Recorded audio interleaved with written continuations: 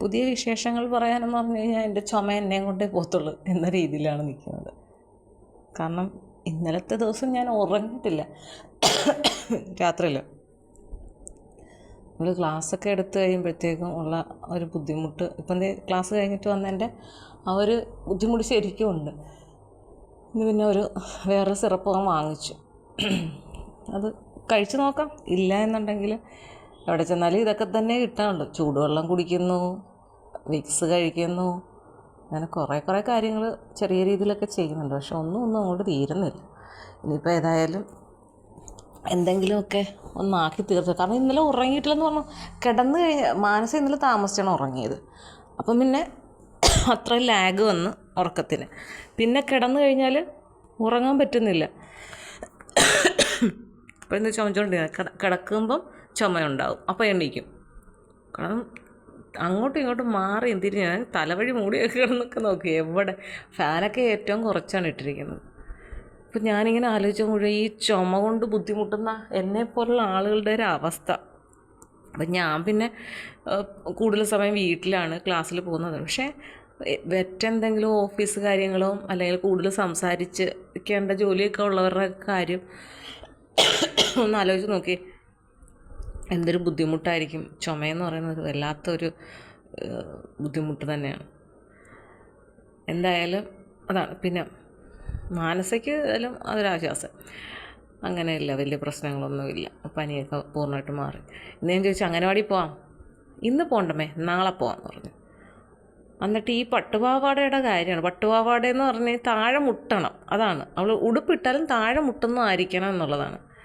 എന്നിട്ട് ഉച്ചയ്ക്ക് ഉറങ്ങിയിട്ടില്ല, ബഹളം കരച്ചിലായിട്ട് ഞാൻ അപ്പോൾ തന്നെ ഒരു പാവാട തയ്ച്ചു കൊടുത്തു പുതുതായിട്ട് വീട്ടിലിടാനും.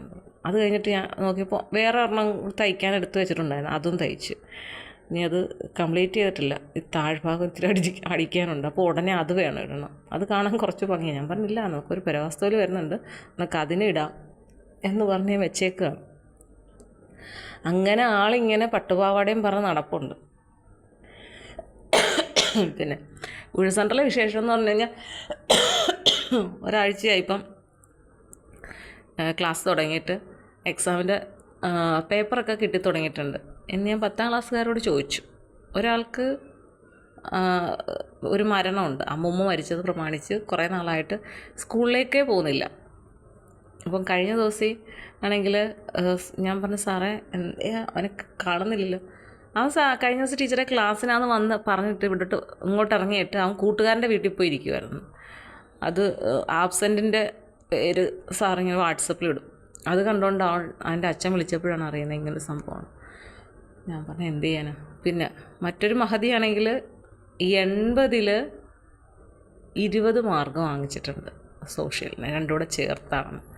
ഞാൻ പറഞ്ഞു എനിക്ക് ഇന്നതുകൊണ്ട് ക്ലാസ് എടുക്കാൻ പോലും നമുക്ക് തോന്നിയില്ല. കാരണം നമ്മൾ ഇംഗ്ലീഷ് പറഞ്ഞു കൊടുക്കുന്നു, അതിൻ്റെ മലയാളം പറഞ്ഞു കൊടുക്കുന്നു, അതിനകത്തു നിന്നും ഇതാണ് പോയിൻറ്റുകൾ, ഇതെങ്കിലും എഴുതി വയ്ക്കണം, അതിങ്ങനെ എഴുതി വെച്ചാൽ നിങ്ങൾക്ക് ഇത്രയും മാർക്ക് കിട്ടും എന്നൊക്കെ പറഞ്ഞു കൊടുക്കുന്നുണ്ട്. പക്ഷെ മാർക്കില്ല. വൈകുന്നേരം പറഞ്ഞു കേൾപ്പിക്കാനായിട്ടുള്ളൊരു ഓപ്ഷൻ വെച്ചിട്ട് പറഞ്ഞു കേൾപ്പിക്കാനായിട്ട് അവർ എത്തുന്നുണ്ട്. ചിലപ്പോൾ ഒരെണ്ണമായിരിക്കും പറഞ്ഞു. നേരത്തെ സാറ് ഓരോ ദിവസം ഓരോ ടീച്ചേഴ്സിൻ്റെ വിഷയം കൊടുക്കുമായിരുന്നു. ഇപ്പോൾ സാറ് പറഞ്ഞ് അങ്ങനെ കൊടുത്തിട്ട് കാര്യമില്ല, നമ്മൾ നേരത്തെ പഠിച്ചുകൊണ്ട് വാ എന്ന് പറഞ്ഞു കഴിഞ്ഞാൽ വീട്ടിൽ നിന്ന് പഠിച്ചിട്ട് വൈകുന്നേരം ഇവിടെ ഒന്ന് പറഞ്ഞു കേൾപ്പിക്കും. അത് അവർക്ക് ചെയ്യുന്നില്ല. അവർ ഇവിടെ വന്നതിന് ശേഷം ഇവിടെ നിന്ന് എന്തെങ്കിലും പഠിച്ച് അപ്പോൾ പറഞ്ഞു കേൾപ്പിക്കുന്നതാണ്. അപ്പം പിന്നെ രാവിലെ പഠിപ്പിക്കുന്നത് വൈകുന്നേരം പറഞ്ഞു കേൾപ്പിക്കട്ടെ എന്നുള്ള രീതിയിൽ. ഞാൻ പറഞ്ഞു അങ്ങനെയെങ്കിൽ അങ്ങനെ എന്തെങ്കിലും പഠിച്ചാൽ മതി. എവിടുന്ന് ഒറ്റ ഒരെണ്ണത്തിനില്ല. ഇന്ന് രാവിലെ ഞാനാണെങ്കിൽ അത് കുറേ അനുഭവങ്ങളാണ് നമ്മുടെ എൻ്റെ ജീവിതത്തിൽ സംഭവിച്ചിട്ടുള്ള ഒരുപാട് മാറ്റങ്ങളെന്നൊക്കെ പറയാം. ഒരു ടീച്ചർ എന്ന നിലയിൽ എനിക്ക് നേരിട്ട കുറേ പ്രശ്നങ്ങൾ ഞാൻ ഇപ്പം പലപ്പോഴും പറഞ്ഞിട്ടുണ്ട്. ഇതേപോലെ എല്ലാവരും നേരിടുന്നത്. ഇന്ന് രാവിലെ പറഞ്ഞില്ല, ഒരു കുട്ടിയുടെ അമ്മ വന്നിട്ട് അവരുടെ കണ്ണ് നിറഞ്ഞ് പറഞ്ഞ് സംസാരിച്ച് വന്നപ്പോൾ അതെനിക്ക് കണ്ടപ്പോൾ അങ്ങ് സങ്കടം വന്നു. കാരണം ഞാൻ മാക്സിമം കുട്ടികളെ എങ്ങനെയെങ്കിലും ഒന്ന് റെഡി ആയിക്കൊണ്ട് വരാം. ദേഷ്യപ്പെട്ടെങ്കിൽ ദേഷ്യപ്പെട്ട്, സ്നേഹത്തോടെങ്കിൽ സ്നേഹത്തോടെ. അവനൊറ്റ ജന്മം ചെയ്ത് തരത്തില്ല. അപ്പോൾ ഇന്ന് രാവിലെ അവൻ വന്നിട്ടുണ്ട്. അപ്പോൾ ഞാൻ വൈകുന്നേരം 5 മണിക്ക് കറക്റ്റായിട്ട് ഇവിടെ വന്നിരിക്കണം എന്ന് പറഞ്ഞിട്ടുണ്ട്. പറഞ്ഞു വിട്ടപ്പോഴത്തേക്കും വേറെ വന്നില്ലെങ്കിലോ എന്ന്. അപ്പം അവിടെ സാറാണെങ്കിൽ വൈഫൈയുടെ കണക്ഷൻ എടുക്കുന്നുണ്ട്. ഇപ്പോൾ 2 പേരും അതിൻ്റെ വർക്ക് ചെയ്യുന്നുണ്ട്. അപ്പം ഇവനോട് ഞാൻ പറഞ്ഞു, എടാ അവനോട് പറഞ്ഞേരെ വൈകിട്ട് വന്നേക്കണം എന്ന് പറഞ്ഞു. അപ്പം വേറൊരുത്തൻ പറഞ്ഞു വന്നില്ലെങ്കിലോ എന്ന്. അപ്പം ഈ പണിക്കാർ കേട്ട് ചിരിക്കുന്നു. ഞാൻ പറഞ്ഞു, കേട്ടല്ലോ, ഇതാണ് ഇപ്പോഴത്തെ പിള്ളേരുടെ വർത്തമാനം, ഇതിന് നമ്മൾ എന്ത് മറുപടിയാണ് പറയേണ്ടത് എന്ന് മാത്രം അറിയത്തില്ലെന്ന് പറഞ്ഞു. അവരിതിന്ന് ചിരിക്കും. അപ്പം ഞാൻ താഴെ വന്നില്ലെങ്കിൽ എന്താണെന്നുള്ളത് വൈകുന്നേരം നമുക്ക് തീരുമാനിക്കാമെന്ന് പറഞ്ഞാൽ അല്ലാതെ എന്ത് പറയാനാണ് ഇങ്ങനെയുള്ള കുട്ടികളോട്. മാറിപ്പോയി, ഒറ്റ മാർഗമില്ല, ഒന്നും പഠിക്കുന്നില്ല, വെറുതെ എന്തോ പ്രഹസനം, പിന്നെ കുറേ ഷോസ് എന്നുവെച്ചാൽ ഹെയർ സ്റ്റൈല് എന്തൊക്കെയാണോ പിള്ളേർ കാണിക്കുന്നത്. എനിക്ക് ഓരോ കാലഘട്ടത്തിലും ഓരോരോ ഇത് കണ്ടു. പക്ഷേ ഈ ചെറിയ പ്രായത്തിൽ തന്നെ ഈ ഒരു രീതിയിൽ ഉള്ള മാറ്റങ്ങൾ മിക്കവാറും എല്ലാ പിള്ളേരുടെ കയ്യിൽ ഫോണുണ്ട്. +1 അവരൊക്കെ പറയുന്നത് ടീച്ചർ ഞങ്ങൾ അതിൽ നോക്കി നോട്ട് എഴുതാനാണ്, നോട്ട് പഠിക്കാനാണ് എന്നൊക്കെ പറയുന്നത്. വെറുതെയാണ്. ഈ ഫോൺ എന്തിനാണ് ഈ കൊച്ചുകുട്ടികൾക്ക് വാങ്ങിച്ചു കൊടുക്കുന്നത്? അത് വാങ്ങിക്കുന്നുണ്ടെങ്കിൽ കൊടുക്കുന്നെങ്കിൽ അവരെ പഠിക്കുന്ന സമയത്ത് എല്ലാവരും കാണത്തക്ക രീതിയിൽ അത് ഉപയോഗിക്കാനൊക്കെ കൊടുക്കണം. ഇത് എന്തൊക്കെയാണോ എങ്ങനെയൊക്കെയാണോ ഒന്നും അറിയത്തില്ല. കുറേ പിള്ളേർ അങ്ങോട്ട് പോകുന്നതാണ്, കുറേ പിള്ളേർ ഇങ്ങോട്ട്, ചിലർ വീടുകളിൽ പോയി ആ വീട്ടുകാരെ ശല്യം ചെയ്ത് ആ പിള്ളേരെ വിളിച്ചുകൊണ്ട് വരുന്നു, എന്തൊക്കെയോ നടക്കുന്നു. ഞാൻ പറഞ്ഞു, എൻ്റെ സാറേ നമ്മളൊന്നിനും പറയാൻ പോകണ്ട, പറഞ്ഞ് നമ്മൾ കുഴഞ്ഞു. കാരണം പിള്ളേരെ ഏറ്റവും കൂടുതൽ സപ്പോർട്ട് ചെയ്യുന്നത് അവരുടെ രക്ഷിതാക്കളാണ്. അവിടെയാണ് നമുക്ക് വല്ലാത്തൊരു ഇതായി പോകുന്നത്. അവർക്കൊരു പ്രശ്നം. എന്നിട്ട് സാറ് പറയണ, ടീച്ചറെ ഒന്നും നമുക്ക് പറയാൻ പറ്റില്ല ഇങ്ങനെ. ഇപ്പോൾ സാറ് പറയുന്നത്, സാറ് ടീച്ചറെ മാർക്കൊക്കെ കുറഞ്ഞു കഴിഞ്ഞപ്പോൾ അച്ഛനും അമ്മയൊക്കെ വിളിച്ചിട്ട് പറയുന്നത്, സാറേ അങ്ങനെ ചെയ്തോ ഇങ്ങനെ ചെയ്തോ, അങ്ങനെ പറഞ്ഞാൽ കുഴപ്പമൊന്നും ഇല്ല എന്നൊക്കെ പറയുന്നുണ്ട്. പക്ഷെ നമുക്ക് പറയാനില്ല. ഇനിയിപ്പം PTA വെച്ചിട്ടുണ്ട്, അപ്പോൾ അതിന് സംസാരിക്കാം എന്നൊക്കെ പറഞ്ഞിരിക്കുകയാണ്.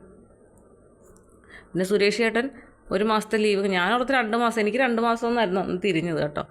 അപ്പോൾ പിന്നെ 1 മാസത്തെ ലീവ് കഴിഞ്ഞ് സുരേഷ് ചേട്ടൻ തിരിച്ച് ജോലി സ്ഥലത്തേക്ക് എത്തിയിട്ടുണ്ട് എന്നാണ് എനിക്കറിയാൻ പറ്റിയത്.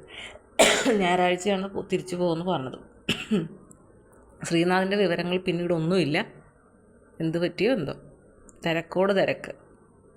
ഇവിടെ ആണെങ്കിൽ കാലാവസ്ഥ ഇങ്ങനെ, ഇന്നലെ ഉച്ചയ്ക്ക് നല്ല മഴയായിരുന്നു. നല്ല മഴ വെച്ചാൽ സോറി കേട്ടോ, എപ്പോഴും ഇങ്ങനെ ചുമച്ചുകൊണ്ടിരിക്കുന്നത്. നല്ല മഴയായിരുന്നു. അതുകൊണ്ട് ഒന്ന് ഭൂമിയൊക്കെ ഒന്ന് തണുത്തു, നല്ല പോലെ റോഡൊക്കെ ഒന്ന് നല്ല പോലെ നനഞ്ഞ് ചെടികൾക്കൊക്കെ ഒരു ഉന്മേഷം കിട്ടി. പക്ഷെ നല്ല വെയിലായിരുന്നു. അങ്ങനെ കാലാവസ്ഥ ഇങ്ങനെ മാറി മറിഞ്ഞൊക്കെ വരുന്നുണ്ട്. ആകാശത്തിലേക്ക് നോക്കുവാണെങ്കിൽ കിഴക്ക് ഭാഗത്തായിട്ട് 2 വലിയ നക്ഷത്രങ്ങളെ ഇങ്ങനെ കാണാം. ഏതൊക്കെയോ ഗ്രഹങ്ങളാണ്, പക്ഷേ എനിക്ക് ഐഡൻറ്റിഫൈ ചെയ്യാൻ അറിയത്തില്ല. പക്ഷേ ഇത് നോക്കി വാനനിരീക്ഷകർക്കൊക്കെ കറക്റ്റായിട്ട് അത് ഏതൊക്കെയാണെന്ന് അറിയാൻ പറ്റും. ഭയങ്കരമായിട്ടും പ്രകാശിച്ചാണ് നിൽക്കുന്നത്. ഇന്ന് ഞാൻ എൻ്റെ കൂടെ വരുന്ന കുട്ടിയോട് ഞാൻ കാണിച്ചു കൊടുത്തേ, 2 നക്ഷത്രങ്ങളൊക്കെ ഉണ്ടല്ലോ, നല്ല തിളക്കമുണ്ട്. ഏതൊക്കെയോ ഗ്രഹങ്ങളാവാനാണ് ചാൻസ്. നോക്കി വെച്ചേക്കുക. പിന്നീട് എപ്പോഴെങ്കിലും ഞാൻ എവിടെയെങ്കിലും ഇതിനെക്കുറിച്ചുള്ള ന്യൂസ് കാണുവാണെങ്കിൽ ഞാൻ പറഞ്ഞുതരാം, അന്ന് നമ്മൾ കണ്ടത് ഇന്നത് ആയിരുന്നു എന്ന് ഞാൻ പറഞ്ഞുതരാമെന്ന് പറഞ്ഞു. അങ്ങനെ വെച്ചിരിക്കുകയാണ് കാര്യങ്ങൾ. ഓക്കെ.